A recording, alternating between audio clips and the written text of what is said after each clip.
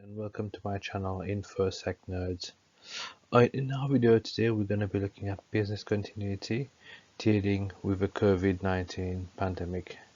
I thought of making this video today because it's quite relevant to the current situation, and it'd be good to look at the various aspects of having a business continuity plan.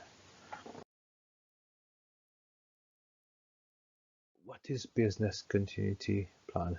BCP for short. Just short description. So what do we mean by this?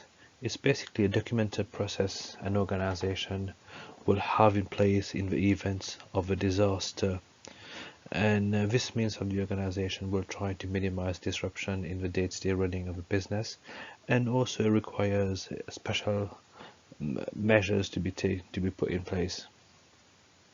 Looking at what constitutes a disaster, it can be in terms of natural causes, intentional or unintentional human causes, etc. In light of the current pandemic situation, COVID-19, this will mean that many businesses will have to invoke their BCP in order to carry on as usual or as much as we can. So the importance of a business continuity plan. A BCP should be included in any organization's documented process. The length or the content of a document will hugely depend on the size of the information of a business, but the ultimate aim is to enable the organization to carry out its business activities with minimal disruption. So one of the importance is the provision of services. In the event of a disaster, even one where the business has never, even one where which the business has never experienced, it will provide some guidance as to how to deal with the situation and also what steps to take. This will allow the business to continue to provide its services to its customers. A disruption in customer service is the last thing which any business will want, as customers may try to find similar or source similar services from direct competitors within the industry. This will allow the organization to keep most of its customers, and also if a disaster has affected numerous organizations within the industry, it might even make new customers. And remember, customers equal revenue. So business reputation. An organization which has been able to deal with a disaster, and maintain a high level of operational services will certainly be seen as a reputable business or established business. This will increase customer confidence within the organization or in the organization, and it would at the same time lift employees' morale within the business, the organization, and also help to maintain a high level of productivity. Regulatory compliance. This will ensure that organizations will remain compliant with relevant legislations.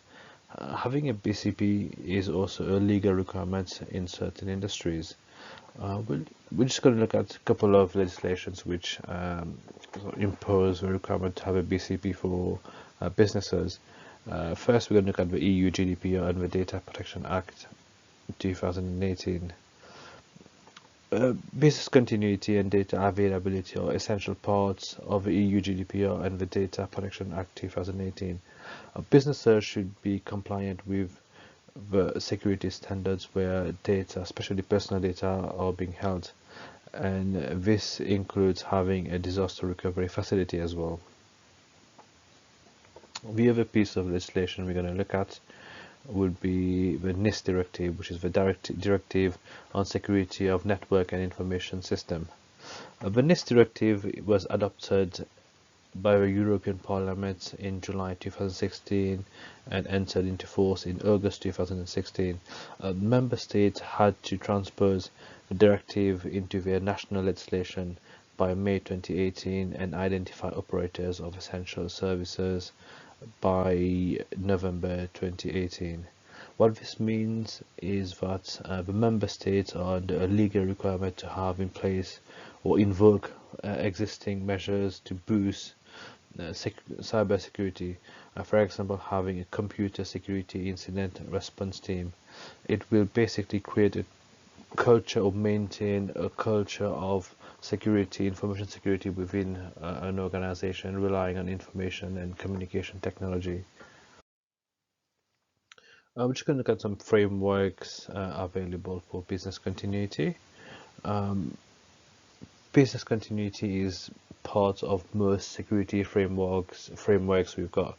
It is very important. It's a very important process to have in place, and irrespective of the size of a business, the plan will be adapted to work for a particular organization and will be approved by the business stakeholders. One of framework which I wanted to look at, or the framework which I wanted to look at, which we will look into more detail in the next video, is the ISO 22301 certification. It, the business would have to have a business continuity management system in place, and this certification is a recognized standard for business continuity management within the industry, also within any industries for that matter. Even though business continuity is an essential part of a security framework, such as the ISO 27001 certification, the ISO 22301 certification focuses on business continuity only. It specifies the requirements to plan, establish, implement, operate, monitor, review, maintain, and continually improve a documented management system to help prepare and respond to disruptive incidents whenever they occur. So looking at the key areas where we've invoked a BCP as follows. We'll look at those areas where the organization can use, or tools the organization can use to better respond to an incident. It's not an exhaustive list, and it can be tailored to the requirement of a business. To put into perspective, I will just talk about those areas based on the current pandemic situation.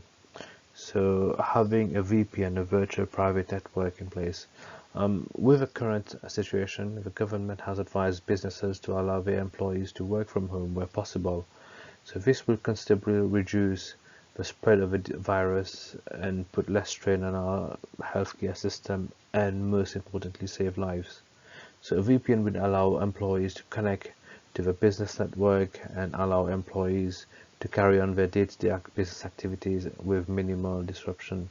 It also securely allows for the safe exchange and availability of confidential information, which is an important part of information security.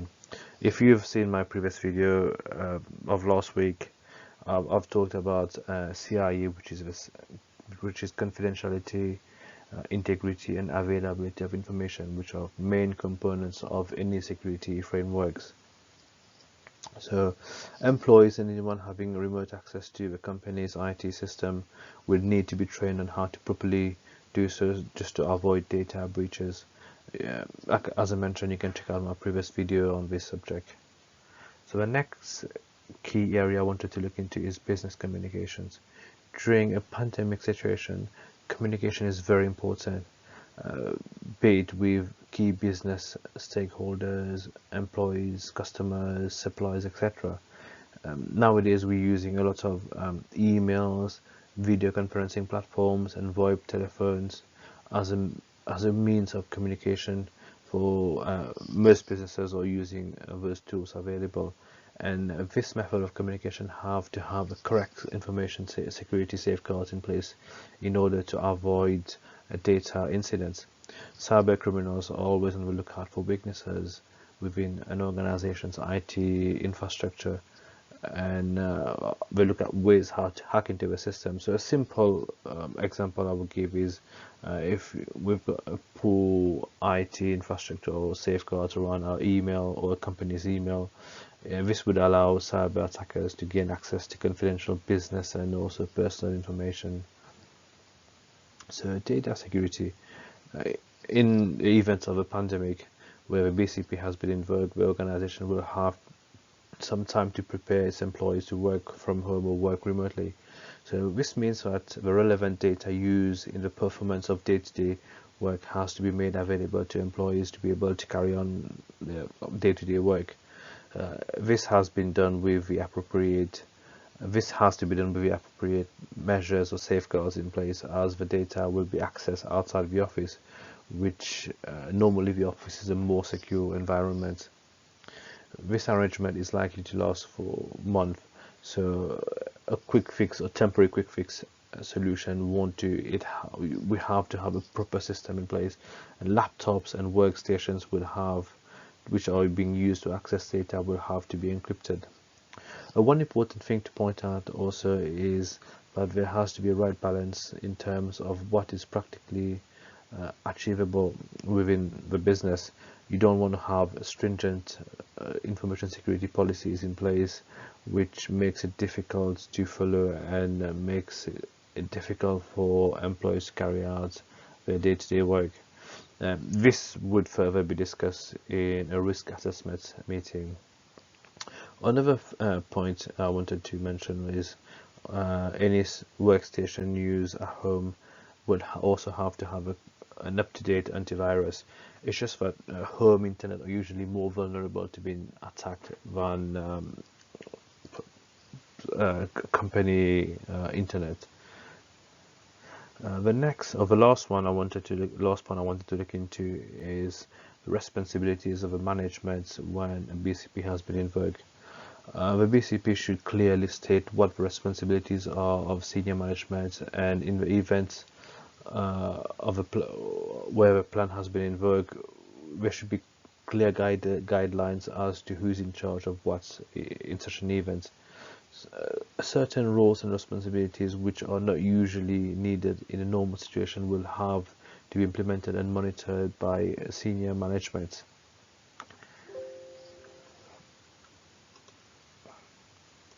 So this brings us to the end of our video, of today's video. In our next video, we're going to be looking at into more detail into the ISO 22301 certification, which deals with business continuity and how to ensure that the business keeps running as much as normal throughout the pandemic. So I hope you've enjoyed today's video and found it helpful. Don't forget to like and subscribe, and I hope to see you on the next video. Thank you. Bye bye.